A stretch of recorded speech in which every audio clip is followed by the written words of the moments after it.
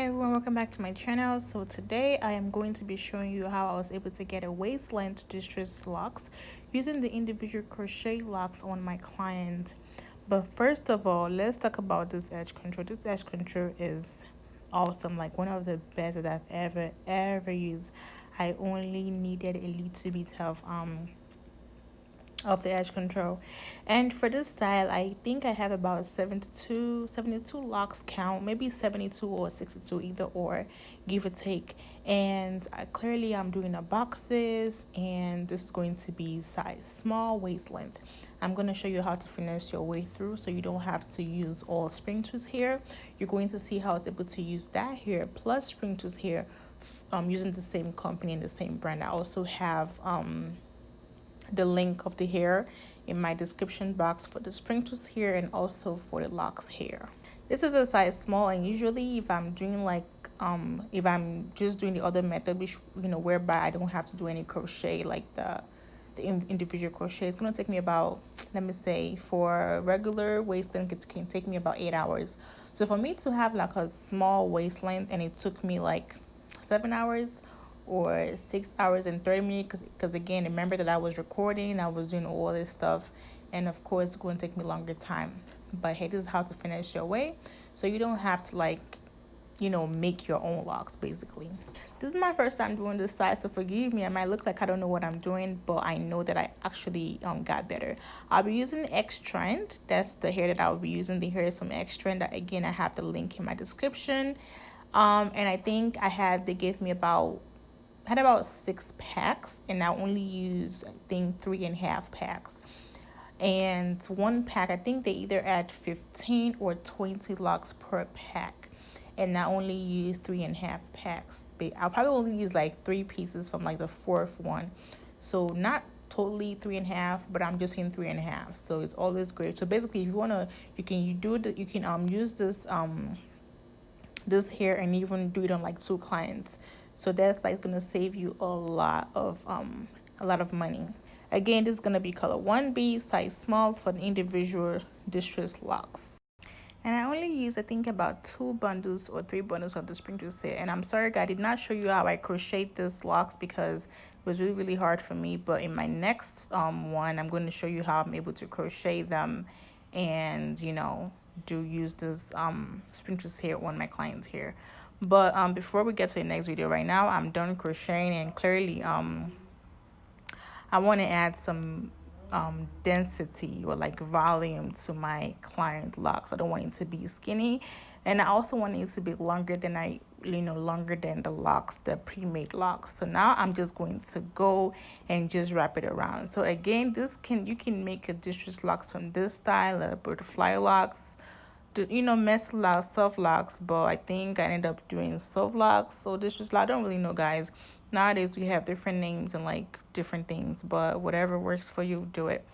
But now I only use 1 strand of the spring twist hair, and now I'm just like wrapping it around. And as we go, I would try to like finesse some loop in the mix just so it's not as clean.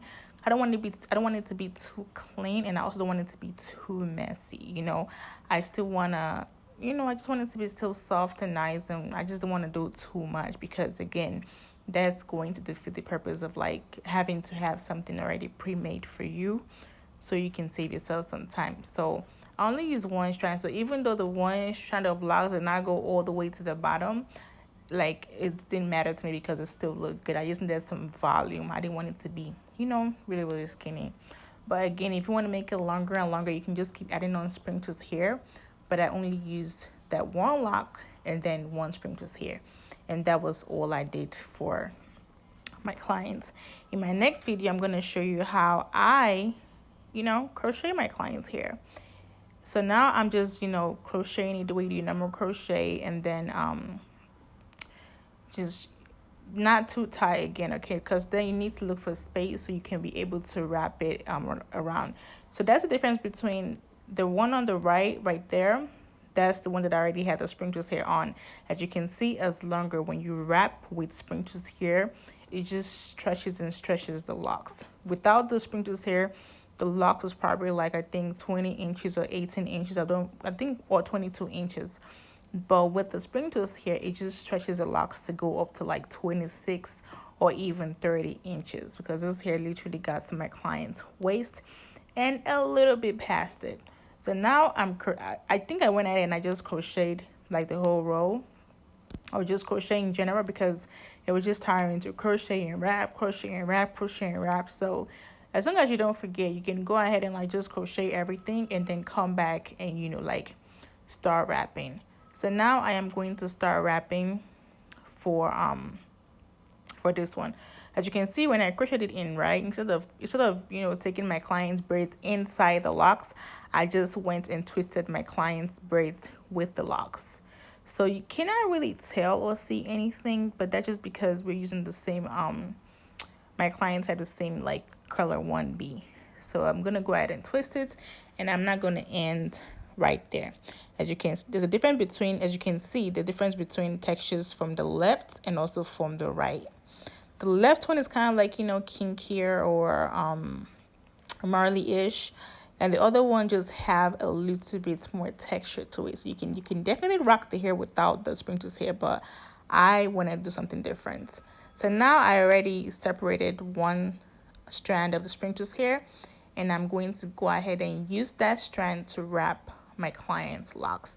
And I did that for all my clients hair. For some of them I will take out some loop, and for some of them I don't really take out any loop, because I don't know, I just like it. Again, I don't want it to be too uniform. I wanted something like textured and something a bit different. I'm just gonna wrap around, and then when I got to the bottom, I think I wrapped back up. Not really to the bottom. If I see that the hair is almost finished, I would just like wrap back up and then over my palm, and that was all I did. And my clients have had her hair I think like it's been a week now, 2 weeks now, and I'm gonna hear some feedback and see how she likes it, you know. And she sent me some pictures that I'm gonna show you at the end of the video, and I just want to see how long it's gonna last, to see if I should, you know, start having this on my booking site. But for now, I don't have this on my booking site, but I think I might have to, because people are already asking me if I can do them something smaller, and I can finesse my way doing this with a smaller one.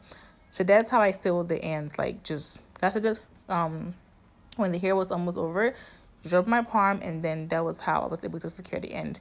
Anywho, if you have any questions, okay, do not forget to ask me, because sometimes I would just talk, but I don't know if I'm giving as much information as you would like. I also have the link to the hair in my description. Now, if you check my description, guys, I usually have everything and how long it took, how many counts, and all that stuff. Anywho, please do not forget to like, comment, and subscribe, and I'll be seeing you guys in my next video.